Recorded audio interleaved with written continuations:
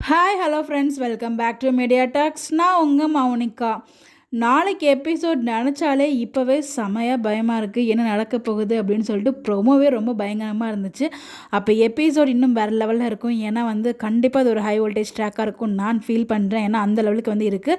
ஏன்னா Friday episode திக் திக் தில் தில் மூமெண்ட் மாதிரி தான் போயிட்டு இருந்துச்சு. ஒரு பக்கம் ட்ரூத் ரிவீல் பண்ணியிருந்தாங்க. இன்னொரு பக்கம் நம்ம காவேரி மொத்த பேக்கையும் எடுத்துகிட்டு, அதாவது ட்ரெஸ்லாம் எல்லாமே எடுத்துகிட்டு வர மாதிரி வந்து நிற்கிறாங்க பேக்கோட.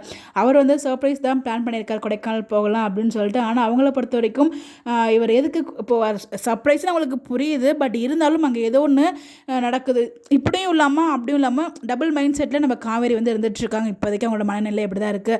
ஸோ வெளியே வந்ததுமே டேரெக்டாக அவங்க அடிக்க போயிடுறாங்களா, சண்டைக்கு போயிடுறாங்களா, இல்லை காவேரி கிட்ட பேக்கில் எடுத்துகிட்டு வரும்போது அதை பற்றி விசாரிச்சுட்டு அதுக்கப்புறம் உண்மையெல்லாம் கேட்குறாங்களா என்னன்னு நமக்கு தெரியல. பட் நான் ப்ரொமோ சீனில் டேரெக்டாக கொஷின் கேட்குறாங்க.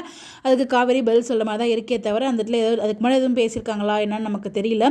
ஆனால் அவங்க வர்றாங்க, இங்கேருந்து இவங்க வராங்க. ஸோ வேறு லெவலில் தான் என் பண்ணியிருந்தாங்க ஃப்ரைடே. ஒரு இது கண்டிப்பாக ஃப்ரைடே ட்ராக் ஒரு நல்ல டிஆர்பி கொடுக்கும் நான் ஃபீல் பண்ணுறேன். பார்ப்போம். ரொம்ப பயமாக எப்போயுமே ரொம்ப ஆர்வமாக பார்ப்போம் நம்ம வீக்காவோட ட்ராக்குக்கு. ஸோ என்ன நடக்க போகுது, ஜாலியாக ஹாப்பியாக ஒரு மாதிரி ஒரு ஹாப்பி மூடில் தான் பார்ப்போம், ஒரு பாசிட்டிவ் வைப்பில். பட் நாளைக்கு எபிசோடில் நடுவில் கொஞ்சம் ரொம்ப சோகமாக பார்த்தோம். பட் நாளைக்கு எபிசோட் அது ஹாப்பியும் இல்லாமல் சோகமும் இல்லாமல் இல்லை, பெரிய சோகமாக இருக்க போகுது. ஆனால் த்ரில்லிங்காக இருக்க போகுது. எப்படி கொண்டு போக போகிறாங்க அந்த ட்ராக்கை, எப்படி அந்த இடத்துல சித்தப்பா வந்தார், சித்தப்பாவும் அவர் பசுபதி வந்தாங்க, ஏன் வந்தாங்க, இவங்க முன்னாடியே பிளான் பண்ணி வந்தாங்களா, இல்லை ராகினி எதுவும் இன்ஃபார்ம் பண்ணாங்களா, ஒன்றுமே புரியல. பட் எல்லாருமே வந்துடுறாங்க.